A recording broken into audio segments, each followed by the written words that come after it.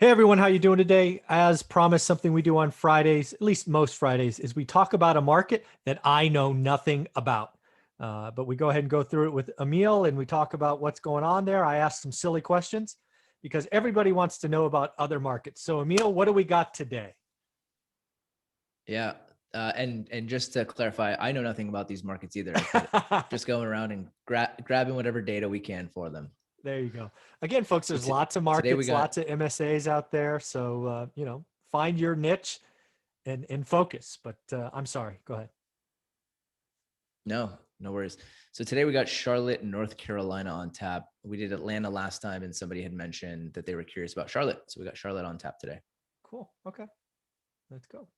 What do we got? All right. So Charlotte's MSA name is Charlotte Concord Gastonia, which covers North Carolina and South Carolina in that MSA. Interesting. Okay.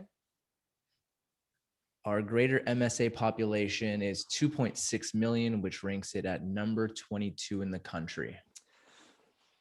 I don't think I would have guessed that high, but again, we are talking about two different states, or at least portions of two states. That makes sense. Okay.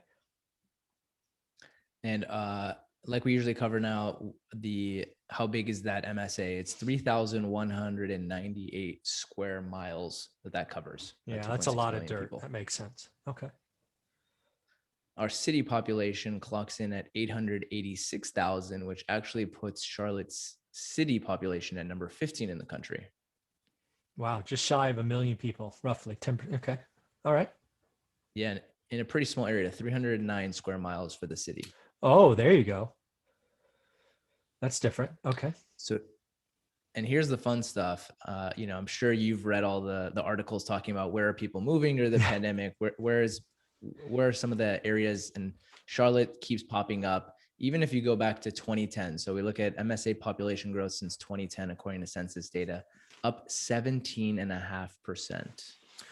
Wow. That's what they call a signal.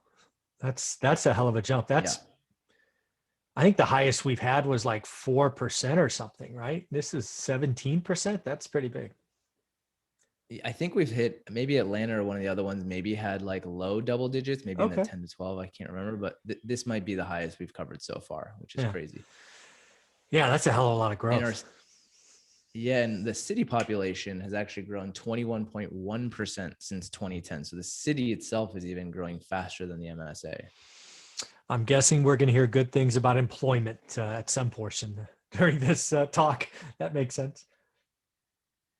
Yeah. So median household income, $62,817 in 2019, according to census data. Okay. Our number of units of housing stock, we have 1.1 million, which is 31% renter occupied, according to John Burns data. Okay, so little higher than national average for owner occupants. 31 rent means 69 owner occupant. I think the average right now is like 67.5, so a little bit more. Okay. And our 2020 single family permits estimated by John Burns is 18,206, which is up 15.2% year over year. Yeah, so you got some building going on. It makes sense. Yep, exactly. All right, so moving on to our home price and rent stats. So the entry-level single-family home price as of November 2020, and just as a reminder, this is homes that recently sold for a price equal to 80% of the market's median sales price. Can I guess? I want to guess. So yes. This is that 80% number. I'm going to go 320. Ooh, high. 209, 100. 209. Yeah. Wow, 209 on an average income of 62 grand. The average person can afford the average home. That's what that means. Yeah, and that's up 8.5% year over year on that entry level. Oh, guess wow. If that's the entry level home, what do you think existing median home price? Well, I'm gonna go 320. I'm gonna go 320 again. I'm just gonna beat that and see how it. That one's closer. So you got 284 on existing median home price. Yeah, that makes sense. Charlotte. Okay. Wow. All right. So 280. Okay. Yeah. So moving on to our median single family rent on that entry level home. Yeah. What do you think that came in at? Ooh, so let's go 1,800. Close. 1,660 on All the right. median, on the entry level. Okay. So like 1,700 better guess. Okay. All right. And and so while we said the entry level home price, median entry level home price has gone up 8.5% year over year. Year over year rent growth on that same entry level home only up 1%. Interesting. Yeah, that's according to John Burns data. Yeah. So again, I think this is actually something I've talked about before. Historically speaking, I have seen prices accelerate first and then rents lag a year. So it'll be interesting to see if rents lag again this year. I'm going to guess there's more than a 1% jump in 2021, but we'll see. Yeah, I agree with you. I think that'll happen as well. So our single family gross yield clocking in at 8.4% estimated for 2020. Yeah. And our home occupancy rate came in at 93.5%, all according to John Burns data. Okay. Yeah, 8.4 is not bad, right? You get some appreciation with that, decent cash flow. Again, you're gonna lock in a rate below 4%, positive carry. Not a bad deal. Okay. Yeah. Charlotte's been on a lot of people's radars lately because of all these good signs coming in. People just flocking there. Mm-hmm. All right. So our employment stats. Charlotte is home to 7 Fortune 500 companies, including Bank of America, Honeywell, Nucor, Lowe's, Duke Energy, Sonic Automotive, and Bright House Financial. Some other major companies based in the greater Charlotte metropolitan area include Wells Fargo's regional headquarters for East Coast operations, Food Lion, Compass Group USA, Dixon Hughes Goodman and chemical company Albemarle Corporation. Never heard of that one. I would have skipped that one. I was like, I don't know how to say that. Yeah, I'm going to skip it. I should have practiced before I came on. Just Coca-Cola Bottling Company is also headquartered here and has its second largest bottling facility in Charlotte. So that's a fun fact. Okay. And according to the Charlotte Observer, technology jobs in Charlotte have grown by 30% since 2013, a growth rate that's twice the national average. So tech is also starting to really blossom in Charlotte. Makes sense. All right, moving on to our rental and real estate market stats. According to Zillow, home values in Charlotte have increased by 60% over the last 5 years. 6-0? Yeah, 60. Wow, that's 12% a year. Wow. Okay. Yeah, crazy.